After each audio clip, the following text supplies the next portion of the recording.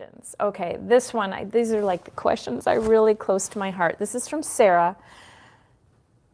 She said, are there any regular artistic exercises or practical processes that you would do or recommend to help keep your hand, mind, and soul tuned into your artistic voice? So my first answer is get regular with it. So make it consistent. I talk about this in my book, which I don't have here, but you can go and download it at info@themindfulartist.com. It's also in the description box below. You can buy a hard copy on Amazon. I talk about consistency. In fact, I read this chapter aloud. There's a video on my YouTube channel of me reading this chapter. And because when I've worked with artists who are trying to get more on top of their art and make a deeper, this connection that you're talking about, I give them an assignment, and you'd be amazed at how this will change everything for you. I request that everyone who works with me in my mentorship program do 15 minutes a day of art. No more, no less. I mean, yes, you could do more if you really feel like you have time, but what I find is even the busiest person who really wants to do something or add something in can find those 15 minutes somehow. And it may take a slight shuffling of priorities. But 15 minutes, if you're not able to find 15 minutes, then I would just question if it's really that important to you. And that, that's sort of an inner thing, and it doesn't have to be important to you. It's your life. You get to do it the way you want. I just want you to be happy. And if creativity makes you happy, then I would highly recommend this, making this commitment. So that is really the key, because usually the hardest thing is getting started. And once you get in a habit of doing something, and I've heard, I don't know, what is it, like 30, 31 days it takes to get consistent or to create a new habit, what happens is your brain gets used to this. And I would say the same time every day is really ideal. For a lot of us, that's the morning time. So that means, that could even mean just going to bed 15 minutes early at night and waking up 15 minutes earlier.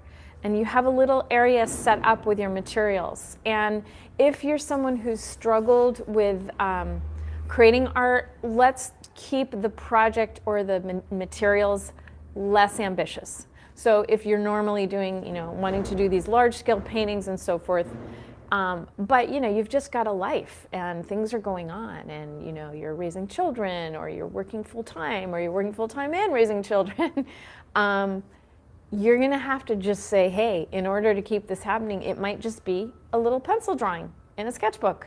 15 minutes, no big deal. Or a little collage, or something that something small, manageable. You can just fit it on a little table or put it on a tray. If your living space is small and you don't have a dedicated table that you can leave your stuff at all the time, then I say get a tray or a large box that can function as a tray. You can put the lid on at the end and put it in your cupboard or your closet or somewhere out of the way, so that you can use your table for whatever else it needs to be used for. But have everything in there all set up and ready to go. So it could be your brushes, your pencils, your paper, whatnot. If you're a photographer, you might just be going out and doing a quick shooting thing, or it could be editing some images. So whatever that is, whatever that practice that you dedicate yourself, and again, even if you're 3D, people can do little maquettes. It could be with paper or cardboard or plasticine or whatever, wire. There's a way to make it happen.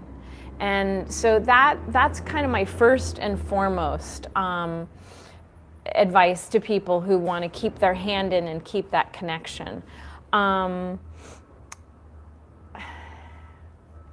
As far as artistic exercises, I don't have any specific, because it's really medium specific. So if you're a painter, I might say, there's just all these cool things people do. If you're on Instagram at all, people love these little challenges, and they'll, the sketchbook 100-day sketchbook challenge, or now I've seen musicians do it, the 100 days practicing challenge, or whatever. you know, you could join any of these challenges. You might just search the web for them. You know, people do them very regularly, and then everyone posts, and there's that community. So that goes back to another piece of it, is creating some kind of community for yourself, because it helps for a lot of us. Now, some of us are, you know, very self-sufficient, kind of, you know, prefer to be alone. But many of us are very sociable, and having that community, that consistency and connectedness, people who care. So that could be on Instagram. It could be that, like I said, you do one of those challenges, you have a group of people who care, they're going to give you a little thumbs up or a little like or a heart, you know, when you create something and post it for that day. And it's something that someone other than you cares about this thing the way you care about this thing, can help motivate you and keep the momentum up. And also, if you're so if it's not through a challenge, it might be through a meetup group or an artist group that you form, or even just one other artist that you know in your community, or someone who does anything creative or relatable that you connect with. And it could be you text each other and say, hey, you know, this week I'm committing to, you know, an hour on my painting, and I'll check in with you after I've done that, and just sort of reinforcing that with each other. So that can help. Or it could just be a group of people that you go to museums or galleries with, and just keeping that going. So there's also that piece of keeping some inputs coming in, the inspiring inputs.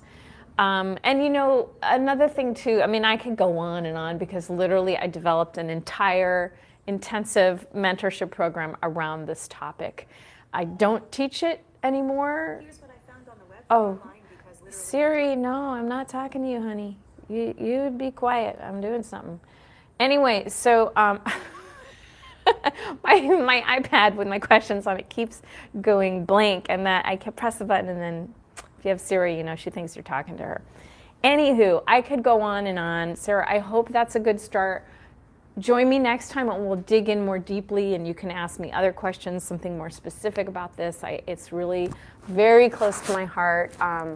But like I said, you know, I taught a 3+ month long course on this. So there's a lot I have to offer on it.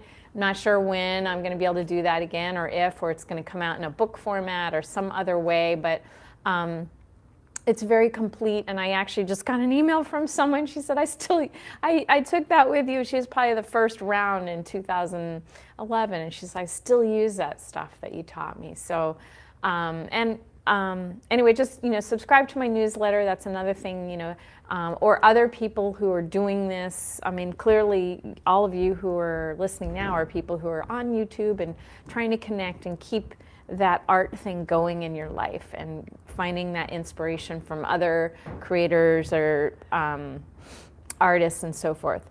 So thank you for that question. Love talking about that.